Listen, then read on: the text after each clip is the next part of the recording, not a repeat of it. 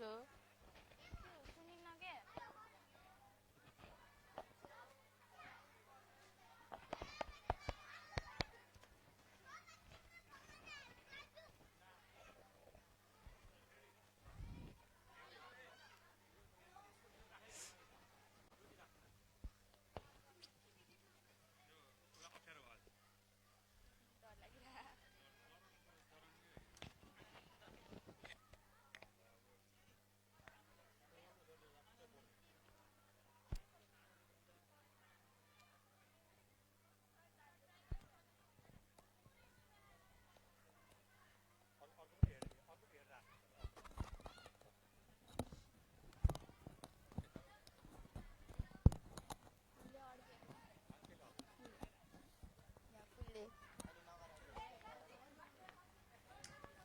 hello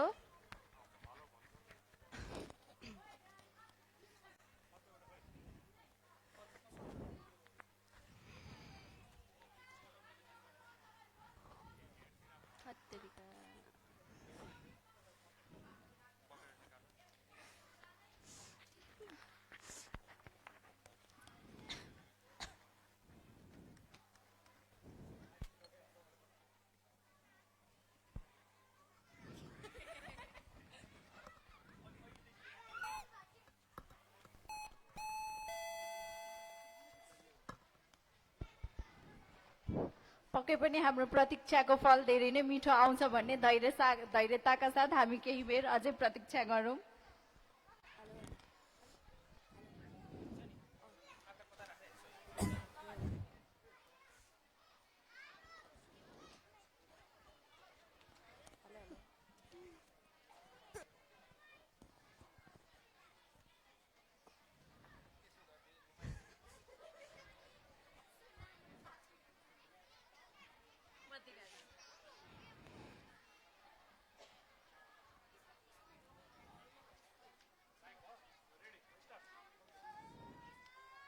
सत्तेरीका साइरेरीमै हत्तेरीका साइरेरीमै एमा त ढले ढले ढले ढले ढले ढले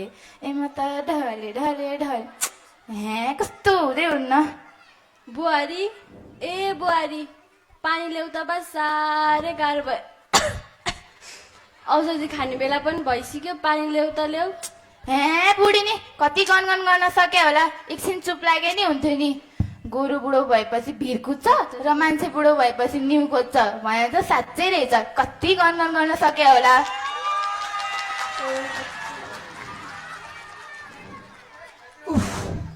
आज एकदमै थकेला छ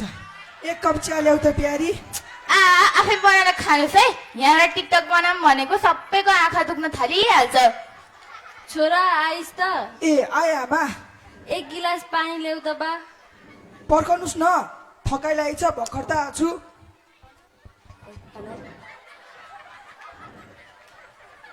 हजुर आमा ए म पनि ल ड्याडी पनि ए हजुर आमा नातिनी आइस त यता आइज त किन हजुर आमा एक गिलास पानी ल्याउ त बा हुन्छ म झोला राखेर ल्याइदिन्छु है ल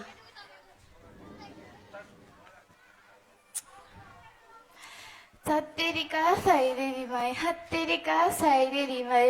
एमा त ढले ढले ढले ढले ढले ढले एमा त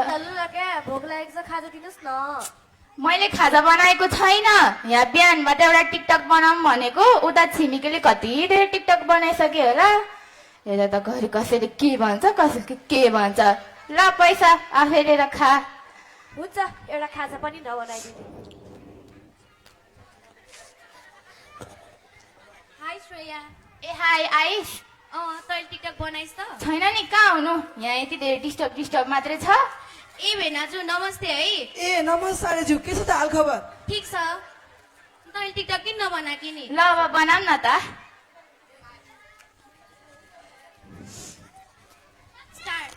छत्तेरीका साइरेरीमै हत्तेरीका साइरेरीमै एमा त ढले ढले ढले ढले ढले ढले एमा त ढले ढले ढले ढले ढले भयो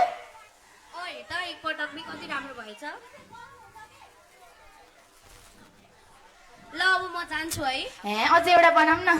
होइन अहिले मलाई अलि हतार छ म त तैँले कल गरेर हेल्प मात्रै गर्न आएको बाई बाई बाई भेनाजु ए बाई सालीज्यू ए बुढा तिमी र मन टिकटक बनाऊ न ए भुबो मलाई यसो टिकटक चाहिँ मन पर्दैन है हे अरूको बुढाहरूले कस्तो हेल्प गर्छ कि काले भयो भनेर 18 लाग्यो यति राम्री स्वास्नी पाकै छ क्यारे हो धेरै राम्री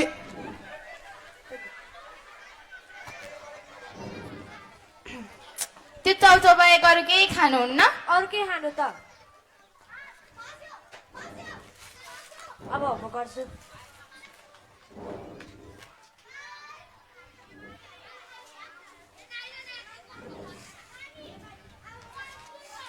बाबा बाबा मलाई यो पकाउन सिकाइदिनुहोस् न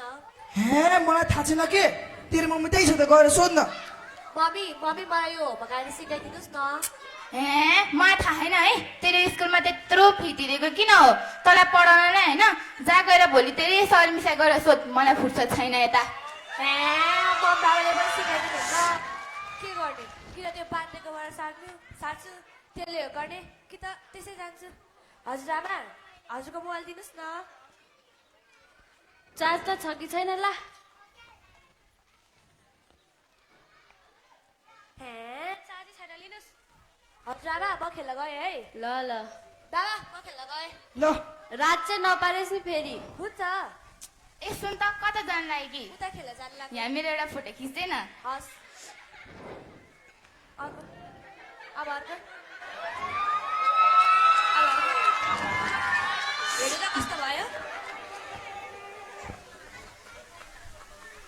हे कस्तो नराम्रो खिचेको जा खेल्न हे मलाई आउँदैन म के गर्नु त अब खाना पकाउनु जानु पर्ला चिया खाने भनेको होइन आउनुहोस्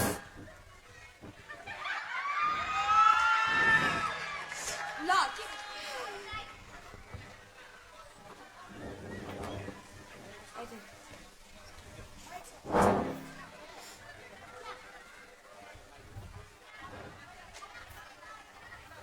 उइ भसा मात्र रहेछ आइज हजुर आमा हामी खेल्छौँ है नमस्ते हजुरआमा नमस्ते ल ल खेला चाहिँ खेल न तर धेरै हल्ला चाहिँ नगर म नि यसो आराम गर्न जान्छु आया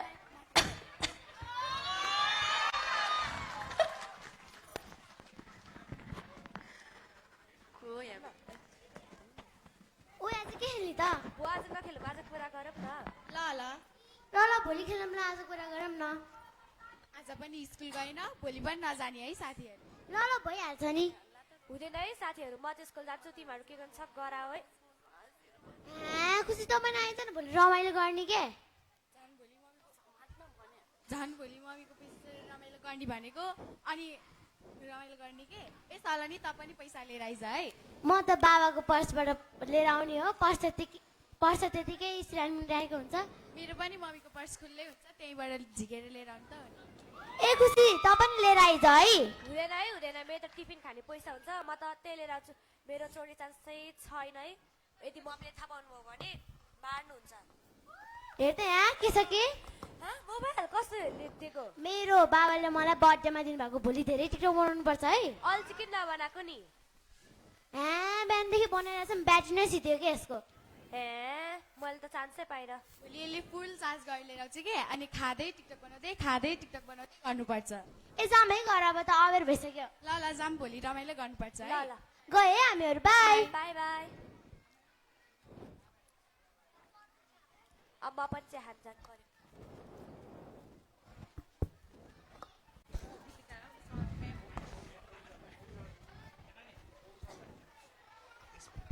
अब यसपछिको सिन केही दिन पछिको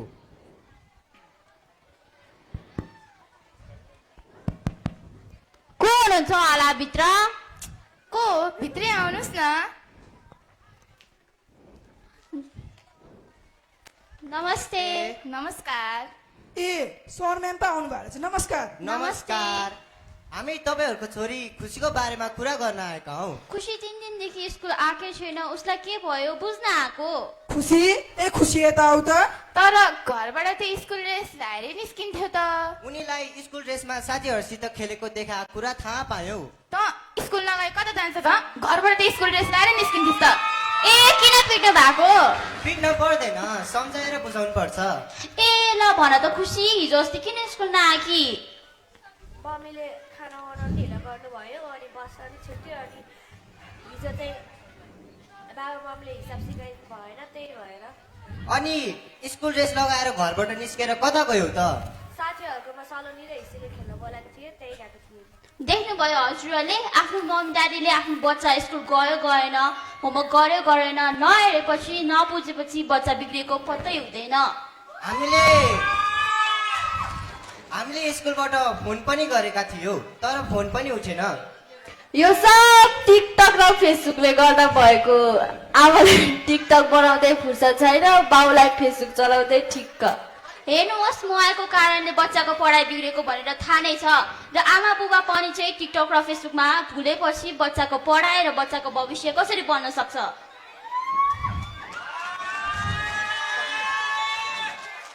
माफ गरिदिनु मिस हामीबाट धेरै ठुलो गल्ती भयो अबबाट हामी एउटा होसियार अभिभावक बन्नेछौँ हामी हाम्रो छोरीलाई होमवर्क गर्न मात्रै होइन ऊ स्कुल गएन उसको हरेक गतिविधिमा नजर राख्नेछौँ र एउटा असल अभिभावकको परिचय दिनेछौँ देख्नुभयो तपाईँ हामी सबैको घरको मोबाइलको दुरुपयोगले कति समस्याहरू सिर्जना भएको छ यस्तो रोगलाई भनिन्छ मोबाइल मेनिया मोबाइल त एउटा मसिन मात्र हो यसलाई हामीले हाम्रो नियन्त्रणमा राख्नुपर्छ हामी यसको नियन्त्रणमा पर्ने होइन मोबाइलको सदुपयोग गर्न सकेमा यो वरदान हो यसको दुरुपयोग गरेमा हाम्रो स्वास्थ्य र हाम्रो भविष्यमा भयङ्कर असर गर्न सक्छ त्यसैले हामी मोबाइल मेनियाबाट आफै पनि बचौँ र अरूलाई पनि बचाऊँ